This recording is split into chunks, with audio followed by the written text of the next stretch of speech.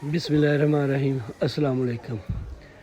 ਇਹ ਮੁਹੰਮਦ ਸਰਫਰਾਜ਼ ਜਿਹੜਾ ਆਪਦੀਆਂ 5 ਬੇਟੀਆਂ ਤੇ ਇੱਕ 18 ਮਾਹ ਦੇ ਬੇਟੇ ਦੇ ਨਾਲ ਬੈਠਾ ਜ਼ਿੰਦਗੀ ਤੇ ਮੌਤ ਦੀ ਕਸ਼ਮਕਸ਼ ਦੇ ਵਿੱਚ। ਇਹ ਮੈਨੂੰ ਜ਼ਾਤੀ ਤੌਰ 'ਤੇ ਜਾਣਨਾ, ਇਹ ਸਾਈਕਲ 'ਤੇ ਆਪਦੀ ਫੇਰੀ ਲਾ ਕੇ ਜ਼ਿੰਦਗੀ ਗੁਜ਼ਰ ਬਸਰ ਕਰ ਰਿਹਾ ਸੀ ਅਤੇ ਇਹ ਪਿਛਲੇ ਕੋਈ ਡੇਢ ਸਾਲ ਪੌਣੇ 2 ਸਾਲ ਤੋਂ ਟੀ.ਵੀ 'ਚ ਮੁਬਤਲਾ ਹੋਇਆ ਅਤੇ ਸਰਕਾਰੀ ਹਸਪਤਾਲਾਂ ਦੇ ਚੱਕਰ ਕੱਢ ਕੇ ਹੋਰ ਬਿਮਾਰੀਆਂ ਲਵਾ ਬੈਠਾ ਅਤੇ ਅੱਜ ਬੇਚਾਰਾ ਲਾਚਾਰ ਬੈਠਾ, ਨਾ ਇਹ ਕੁਛ ਕਰ ਸਕਦਾ।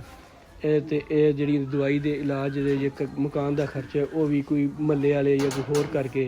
ਅਤੇ ਮੇਰੀ ਮੁਖਈ ਹਜ਼ਰਾਤ ਵਾਸਤੇ ਅੱਗੇ ਇਲਤਜਾ ਹੈ ਕਿ ਇਹਦਾ ਜਿਹੜਾ ਨਾ ਇਲਾਜ ਵਾਸਤੇ ਜਾਂ ਇਹਦੇ ਕੋਈ ਮਾਲੀ ਮਦਦ ਕਰਨਾ ਚਾਹੁੰਦਾ ਅਤੇ ਇਹਦਾ ਐਡਰੈਸ ਲਿਖਿਆ ਹੈ, ਇਹ ਚੁੰਗੀ ਅੰਬਰ ਸਿੱਧੂ ਅਤੇ ਸ਼ੈੱਲ ਦੇ ਪੈਟਰੋਲ ਪੰਪ ਦੇ ਪਿੱਛੇ ਇਹਦੀ ਰਿਹਾਇਸ਼ ਹੈ ਅਤੇ ਇਹਦੀ ਕੋਈ ਮਦਦ ਕਰ ਸਕਦਾ। ਇਸ ਕਿਰਾਏ ਦੇ ਮਕਾਨ 'ਤੇ ਰਹਿੰਦਾ ਹੈ। ਇਹਦਾ ਕਿਰਾਇਆ ਵੀ ਜਿਹੜਾ ਉਹ ਮਹੱਲੇਦਾਰ ਜਿਹੜਾ ਇਕੱਠਾ ਕਰਕੇ ਦਿੰਦੇ ਨੇ। ਇਹ ਕੁਛ ਨਹੀਂ ਕਰ ਸਕਦਾ, ਤੁਹਾਡੇ ਸਾਹਮਣੇ ਆ। ਅਤੇ ਇਹਦੀ ਜਿਹੜੀ ਨਾ ਮਾਲੀ ਇਮਦਾਦ ਕੀਤੀ ਜਾਏ। ਸ਼ੁਕਰੀਆ।